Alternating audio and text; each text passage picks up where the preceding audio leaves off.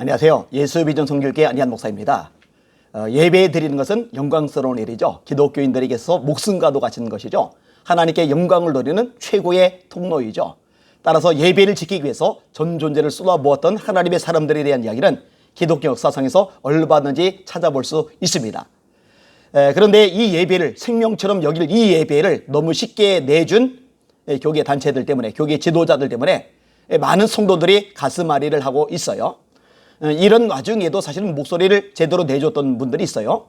그중에 한 분이 권태진 목사님입니다. 이분이 한교연 대표 회장이실 때 제대로 목소리를 냈어요. 한교총하고 전혀 다른 모습을 드러냈었죠. 이분이 다시 한번 성명을 내셨습니다. 예배자는 범죄자가 될 수 없다.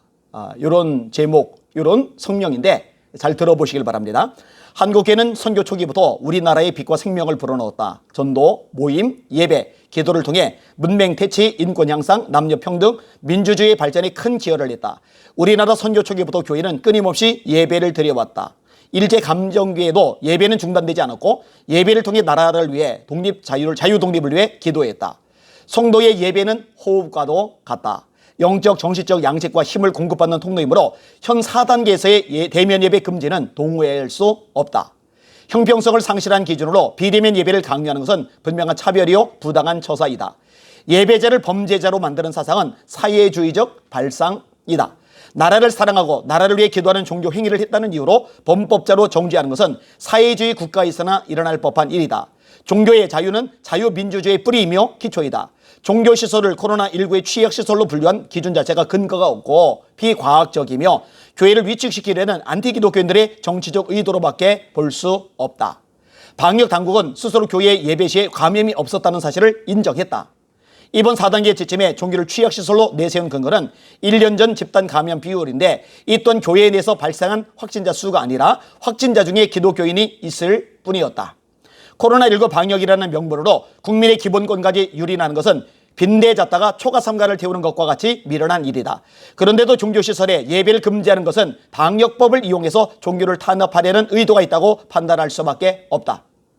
기업도 자영업자도 시민도 큰 고통을 받고 있다. 이런 와중에 종교시설에 비대면 지침을 내린 것은 무리한 처사이다. 이제 한국교회는 방역 수칙을 철저히 준수하는 가운데 자유롭게 예배 드릴 수 있어야 한다. 이것이 종교의 자유와 헌법을 수호하는 길이며 국가의 주인인 국민의 권리를 회복하는 길이다. 교회는 결코 악법과 편견에 순응할 의사가 없다. 국민의 행복과 안위를 위해 스스로 방역에 철저히 참여하며 신앙생활을 할 것이다. 135년 동안 변함없이 드려온 예배, 기도, 찬양을 드리는 것은 하나님의 명령이요 소중한 전통이다. 기차에게 선로 위에 다른 길로 가라는 것은 가지 말라는 것과 같다. 교회는 대면 예배와 비대면 예배를 스스로 판단하여 드리고 사자굴의 위협 앞에서도 굴하지 않던 다니엘의 심정을 가지고 믿음으로 난국을 극복해 나가야 한다. 교회는 완전한 생명법이 있다. 바이러스도 하나님의 주권 속에 있다. 코로나19의 퇴치를 위해 기도하자. 우리는 혈과 육의 싸움이 아니라 공중의 권세 잡은 자들과의 싸움에서 이겨야 한다. 교회가 예배를 중단하면 세상의 빛과 소금이 되는 에너지를 얻을 기회가 사라진다. 유물론자들은 관공서, 백화점, 콘서트장이 교회보다 더 귀하기 때문에 교회를 먼저 단속하나 우리는 모든 것보다 교회와 예배가 가장 우선이며 가장 귀하다. 종교의 자유는 인간이 가장 고상한 가치인 종교성의 충족과 직결된다. 신앙의 자유 없이는 민주주의가 실현될 수 없고 천부인권을 지킬 수 없으며 부강한 나라가 될 수 없다. 타락한 유물론적 정책은 신자와 무신론자 모두를 불행할 뿐이다. 지금 북한과 홍콩의 분위기를 보면 알 수 있다. 지도자들에게 부탁한다. 한 번의 실수는 있을 수 있다. 그러나 이제는 굴종하거나 타협하지 말고 교회의 본질을 대변해 주기를 바란다. 영상시설이 되어 있지 않은 작은 교회에게 비대면 예배는 예배 금지가 아니라 금지나 마찬가지다. 자신의 입장만 고려해 타협하거나 흥정하지 말고 성경이 말씀하시는 기준만을 생각해 한국교회를 대변하기를 바란다. 예배 인원과 비율을 규정하지 말고 각 교회가 신앙과 양심의 자유를 누릴 수 있도록 하길 바란다. 여타 다중 이용시설과 백화점의 푸드코트, 관공서의 구내식당도 4단계에서 변함없이 운영하고 비좁은 만원 전철도 매일 운영하는데 주 7일 중 하루 모여서 마스크 쓰고 예배 드리는 것을 금한다면 차별이자 단합이다. 성도 편에서는 예배는 위험하고 외식은 안전하다는 모순에 빠지지 않도록 주의해야 한다. 한국교회를 대표하는 이들이 중심 없이 이 사태를 방관하면 일제강점기에 신사참배를 강요한 지도자들과 다를 바가 없다. 지금이 과거를 청산하고 회개할 때이다.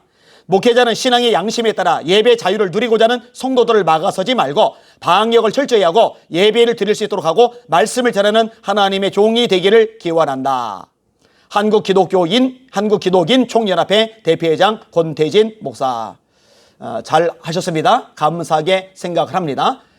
다른 주요 교계 단체들도 이렇게 나서주시길 바랍니다. 교단 총회장님들도 이렇게 나서주시길 바랍니다. 쉽게 꼬리 내리고 타협을 하고 정치 반역이 빤히 보이는데 그럼에도 불구하고 끽소리 못한다면 역사의 죄인, 기독교 역사의 죄인으로 남고 말 것입니다. 제발 일어나 주시고 목소리 내주시고 선한 싸움을 싸워주시기를 주님의 이름으로 부탁을 드립니다. 날마다 주님 바라보고 주님의 이름으로 전진하고 승리합시다. 할렐루야.